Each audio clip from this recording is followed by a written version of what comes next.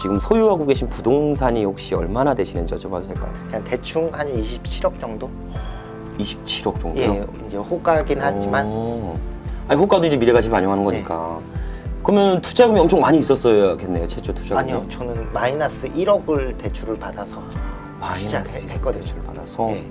그게 이제 대출 포함해서 플러스 20억이 넘는 자산 가치로 불어난 상태로. 이야.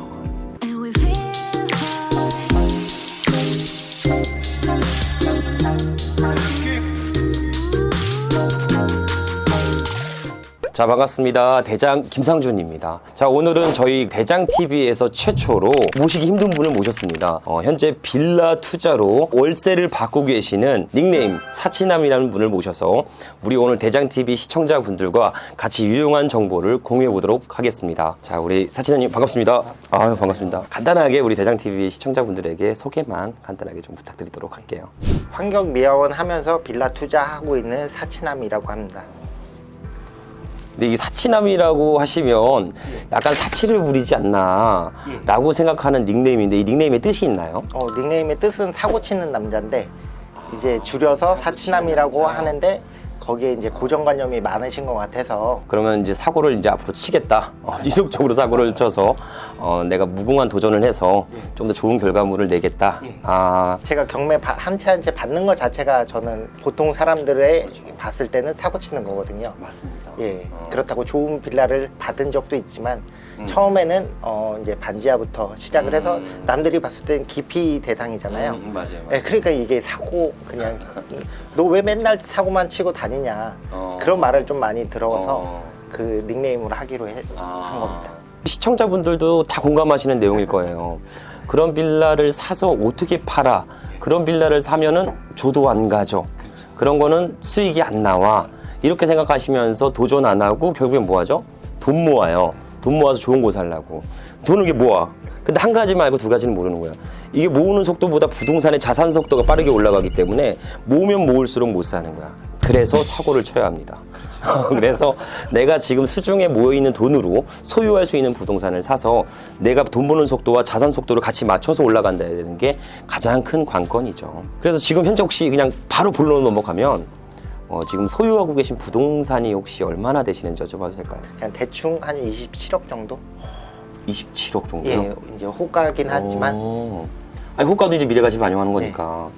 그러면 투자금이 엄청 많이 있었어야겠네요, 최초 투자금이. 아니요, 저는 마이너스 1억을 대출을 받아서 마이너스 시작했거든요. 대출을 받아서 예.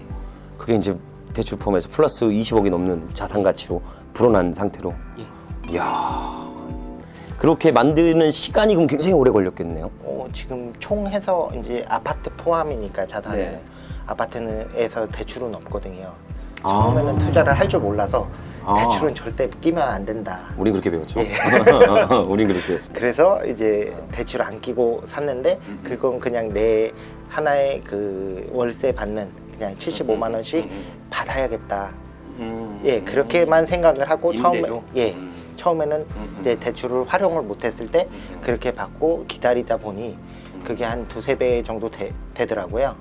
예, 두세 배 정도 오르니까 내가 다음에 또 아파트를 한 채를 투자하고 싶은데 내 자본금으로는 이게 계속 못 따라가겠는 거예요. 그렇죠. 똑같은 거죠. 맞아. 예, 내 노동 수입으로는 절대 이거 부동산에 이길 수가 없더라고요. 그렇죠. 그때 당시에 또 상승률이 쭉 올라가던 시기니까 그래서 내 능력으로 남의 도움 없이 내 능력으로 할 수 있는 게 뭘까 찾아보니까 이제 경매가 있더라고요. 20살 때부터 이제 경매 책만 봤지 내가 시도를 못 했었거든요. 아직 그 대출에 대한 두려움, 이거 내가 멘토를 많이 못 만나봐서 그랬는지 몰라도 많이 두렵더라고요.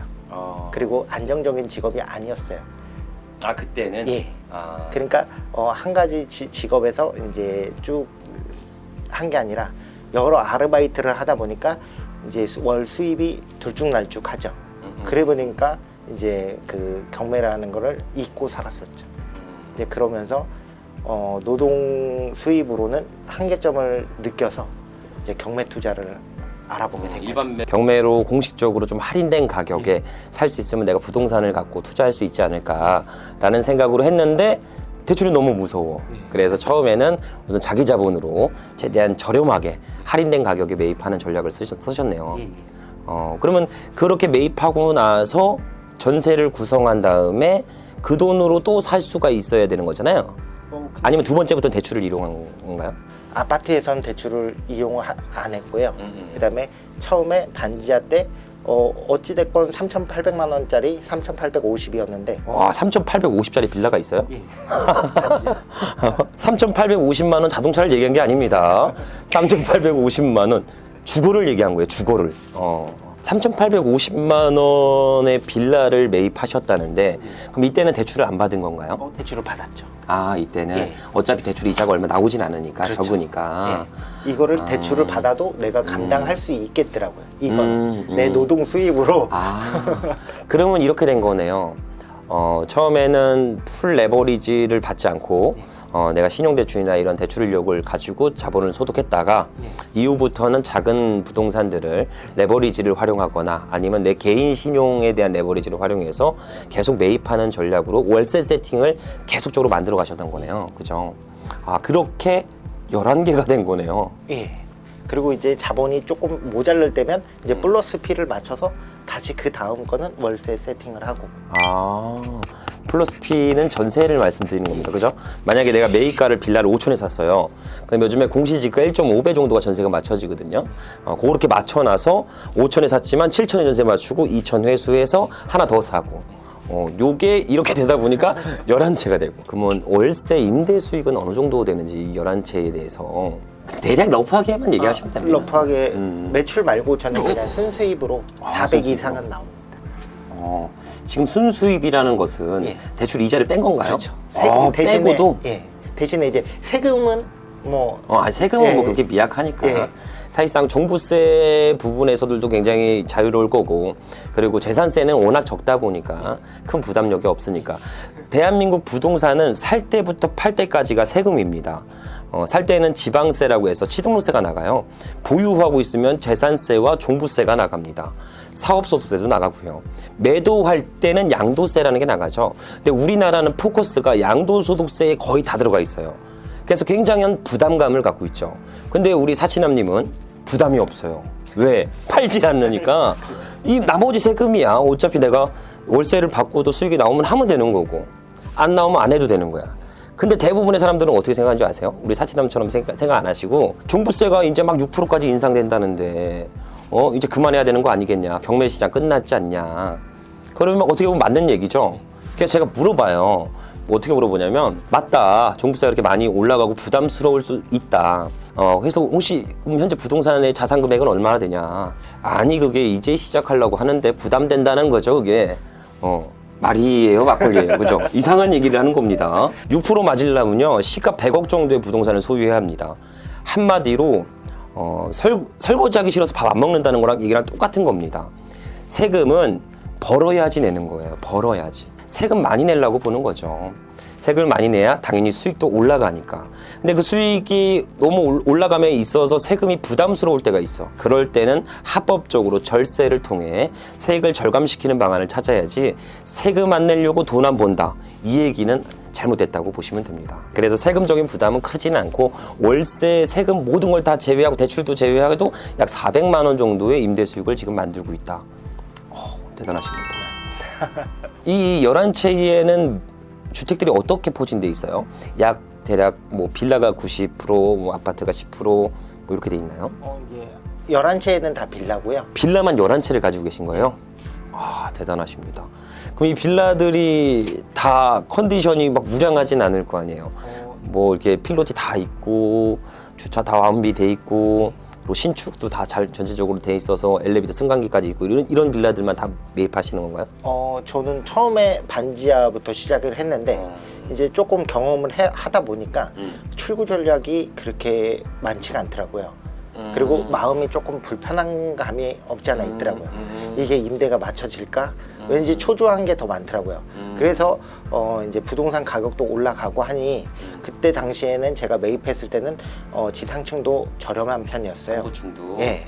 왜냐하면 규제가 계속 터지고 있던 시기라 그때 이제 저는 지상층으로 올라왔죠. 남들은 아니라고 할 때 들어가신 거네요. 위기 속에서 기회를 본 거네. 그죠? 그리고 취득세 12%딱 했을 때 경매장에 사람이 그렇게 많지 않았거든요. 맞아요. 예, 그때 좋은 빌라들을 많이 싸게 저렴하게 가져왔죠. 박수 한번 하죠. 박수 한번 해야 돼요. 그리고 우리 사치남님처럼 세금 뭐 올라가면 어때? 나만 올라간 거 아니잖아. 다 올라가잖아. 세금 제외해서 수익 나오면 하면 되는 거고, 세금을 포함했는데 수익이 안 나오면 안 하면 되는 거지. 뭐 여기를 감안하시고 계속 입찰하신 거잖아요. 그죠? 근데 사람들은 그 세금 때문에 안 하는 거야. 그걸 감안해 볼 생각을 하지 않고, 세금을 감안할 만큼 더 떨어지니까 이제는 12%를 만큼 더 내가 20-30%의 수익률이 더 나올 수 있게끔 떨어져 주니까 매입하는 전략으로 가시는 거죠. 네.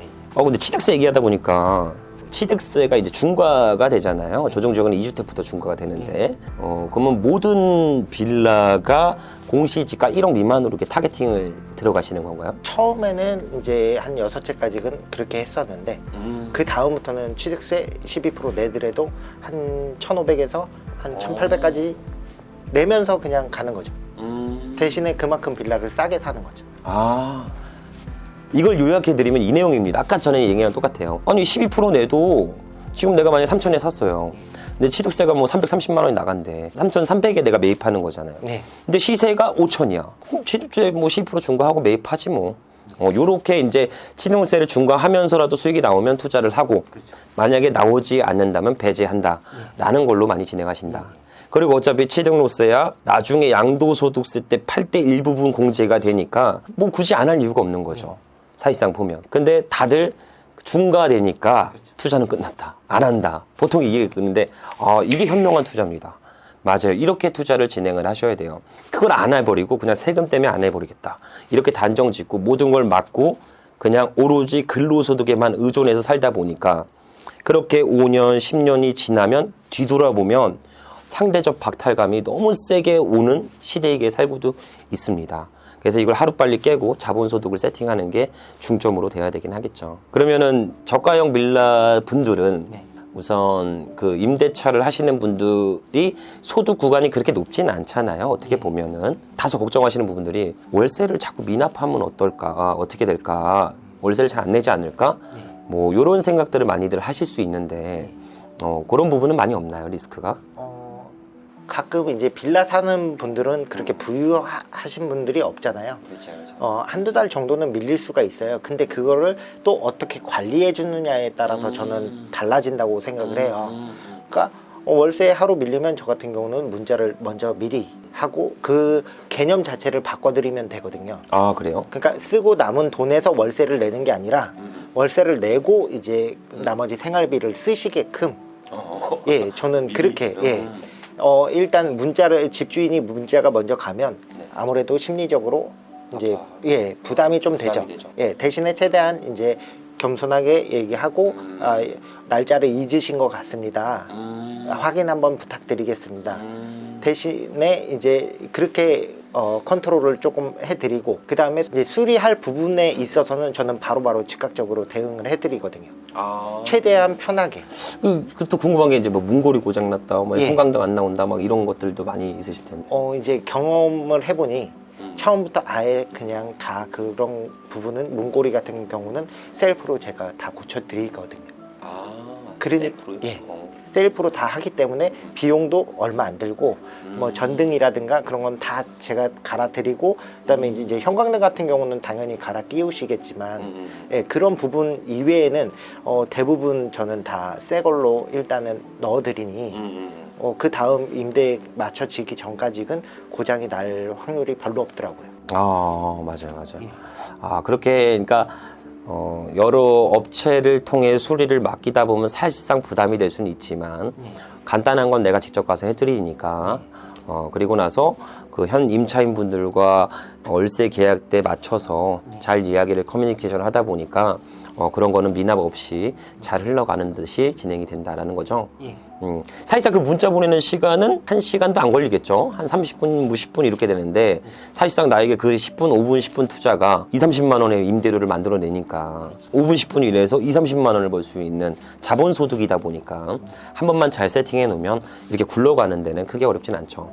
그리고 뭐 다 그렇게 미납하고 그러진 않잖아요. 그죠? 거기다 자동이체 걸어놓으셔갖고 막 그냥 계속 돌 텐데. 가만히 앉아서 월세 들어오는 것만 따박따박 받으면 되는 거니까. 대부분은 잘 보내주세요.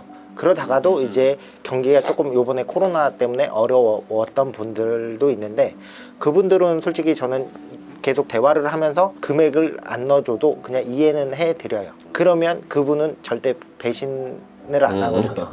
배신이라는 거는 이제 월세를 대부분 다른 저 같은 투자자들 이야기를 들어보면 이제 집은 냅두고 이제 도망을 간다든가, 예, 그런 게 간혹 없지 않아 있는데, 그 안을 들여다 보면 그분은 수리를 요청을 했지만 안 해준 경우도 있고, 그러니까 뭔가 트러블이 있더라고요. 그냥 막연하게 그냥 내가 어려워서 월세를 못 내고 그냥 도망가지는 않아요. 대부분이. 제가 느꼈던 거는.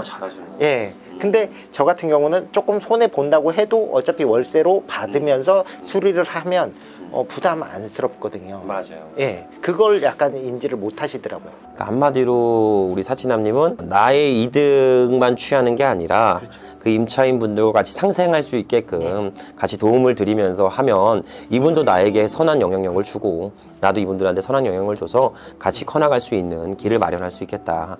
이런 얘기를 주신 거죠. 근데 그 뒤편은 이거죠. 사실상 임대 수익으로는 현재 경제 활동을 하는 데는 뭐 큰 도움이 되지만 큰 돈을 벌기에는 이건 지가 상승을 많이 기대해야 되는데 그 사이까지 버텨줄 수 있는 힘을 주는 건 임차인 분이기 때문에 같이 이렇게 좀 지금보단 앞에 나무를 보는 게 아니라 뒤에 숲을 보면서 간다라는 이야기를 주신 거라고 보시면 됩니다. 근데 인테리어를 이걸 다 직접 하세요? 직접 할 때도 있고, 제가 이제 직접 못하는 부분은 이제 아웃소싱을 맡기는데, 대부분 도배장판 이런 기술력 있는 것들은 외부 주고. 도배 장판도 제가 하기는 해요. 도배장판 너무 어려운데 그거 기술력인데. 그거 잘못 칠하면 몰라 그냥 사람 불러 이렇게 하면 그냥 일만 하고 사람 부르고. 그리고 아웃소싱을 하더라도 이제 저 같은 경우는 천장은 대부분 안 해요. 그러면 비용 절감이 되거든요. 그렇죠. 예. 천장이 좀. 이제 이제 인부를 2명 쓰실 거를 그죠. 한 분으로 쓰시고 5만 원 더 드리고 하면 수익률은 훨씬 더 좋아지더라고요. 수리비도. 맞아요. 예. 이 자재비보다 인건비거든. 기술력이 굉장히 많이 들어가기 때문에 그 부분을 잘해서 그분에게도 혜택을 드리고 나도 혜택을 얻고. 아주 좋은 전략인 것 같긴 합니다. 그렇게 해서 내가 한 다음에 바로 월세 구성을 세팅하고 임차인 분들에게 불편하지 않게 도움을 드리면서 지속적으로 임대를 받고 있는 과정이 있다라고 보시는 거죠. 그럼 이거 지금 현재 다 지가가 지금 많이 올라갔나요? 그러니까 수익률 좀 좋은 빌라를 위주로 말씀을 드리면 그 이제 매매가는 2억 2천짜리를 저는 1억 2,600에 샀거든요. 반값에. 예. 특수 물건인가요? 아니요. 그래요? 예. 야, 이거는 되게 꾸준한 겁니다.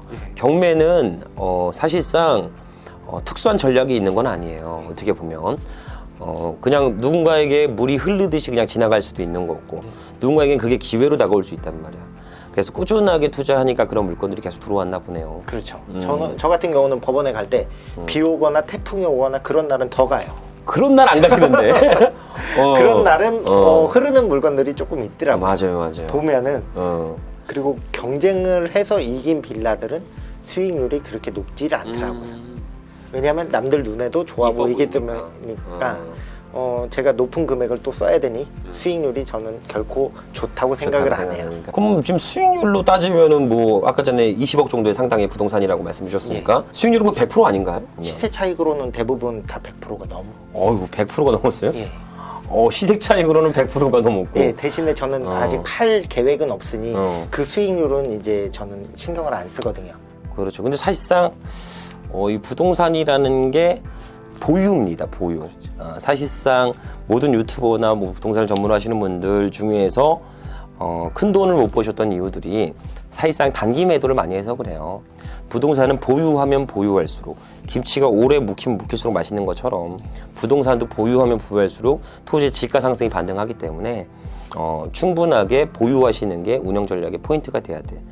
근데 대신 이제 파는 것도 있죠. 왜 파냐면 얘네를 팔아서 더 좋은 걸로 점프하려고 할 때 저 또한 그렇게 갈 계획이거든요. 그렇게 가시구나.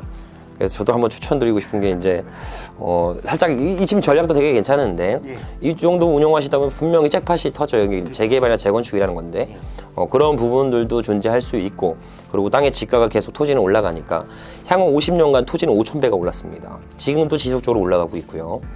근데 어차피 내가 베팅 금액이 1이면 1을 먹으면 많이 먹는 거예요. 근데 내가 10개를 넣으면 10개를 먹으면 20개를 따는 거잖아요. 그만큼 수익성이 더 높아지니까 지금부터는 토지와 건물의 가치를 온전하게 다 할 수 있는 집합 건물이 아닌 온전한 건물을 소유할 수 있는 그쪽으로 좀 투자가 들어가시면 그러면 조금 더 여태까지 배웠던 능력과 지금 인테리어하고 빌라 매입하고 임차인들과 이렇게 커뮤니케이션하고 업자분들 다이렉트로 컨택해서 초이스하고 이 과정이 토지 사서 터파기로 땅 파고 신축 들어 올리는 과정이랑 똑같습니다. 분양업까지 하는 게. 이렇게 되면 디벨롭이라고 하는데 이렇게 되면 내가 기대하는 수익이 올라가지겠지 이제 올라가겠지가 아니라 그냥 10억 벌어야겠다 그럼 그렇게 시작하는 거예요 바로. 근데 이 모든 게임의 원초적인 건 땅입니다. 토지를 저렴하게 매입하냐 못하냐 경매로 저렴하게 매입하냐 못하냐 이 차이에 따라서 승패가 많이 갈라지죠. 그래서 지금쯤 한 단계만 더 점프하시면 정말 괜찮을 것 같아요. 빌라를 하나씩 모으는 것보단 건물을 하나씩 모으는 게 주류적인 목표가 되시면 많이 좋을 것 같긴 합니다. 자, 그럼 앞으로의 계획 간단하게만 좀 여쭤봐도 될까요? 이제 앞으로의 계획은 저도 이제 신축도 한번 해보고는 싶고 분양 사업? 예. 그리고 이제 경제적 자유를 잃어보니 음. 내 시간을 다 온전히 내가 사용을 할 수가 있더라고요. 그러니까 내가 하고 싶은 걸 한다는 거죠? 그렇죠. 내가 하고 싶은 거를 하면서 살 수 있다는 거. 예. 내가 만나고 싶은 사람만 만나면 살 수 있다는 거. 네. 내 사랑하는 사람들한테 온전하게 시간을 활용할 수 있다는 거. 그쵸. 그게 궁극적인 부자고 예. 경제적 자유라고 달성이라고 생각됩니다. 예, 제가 처음에 유튜브를 찍었던 것도 제가 느꼈기 때문에 이걸 많이 저는 알려주고 싶어서 이제 이런 사람도 있고 이제 저같이 어려웠던 사람도 될 수가 있다. 내 경매라는 도구를 저는 사용을 했지만 꼭 경매라는 도구가 아니어도 저는 가능하다고 생각을 하거든요. 그러면 그거를 빨리 누리셨으면 경제적 자유를 누리면 내 힘이 생기는 것 같더라고요. 내 가족들도 내가 지킬 수 있고 저는 그렇다고 생각을 해서 이걸 조금 많이 알려주고 싶어서 처음에 유튜브를 찍었던 게 있거든요. 저희가 사치남TV라고 유튜브를 진행하고 계신데 다들 방문해 주셔서 구독과 좋아요 부탁드리도록 하겠습니다. 자, 오늘 정말 힘든 걸음 오셔갖고 귀한 얘기 잘 해주셔서 감사합니다. 우리 대장TV 시청자분들이 예. 많이 공감했을 거예요. 왜냐하면 현재 이 상황에 직면하고 계신 분들이 굉장히 많거든요. 그렇죠. 그래서 내가 뭐부터 해야 되는지 어떻게 해야 되는지 자꾸 내가 다른 핑계들을 여기저기 대면서 도전을 못했던 분들이 굉장히 많이 계신데 오늘 영상을 통해 많은 도움이 되셨을 거라고 생각됩니다. 자, 오늘도 인터뷰 촬영해 주셔서 감사합니다. 아니.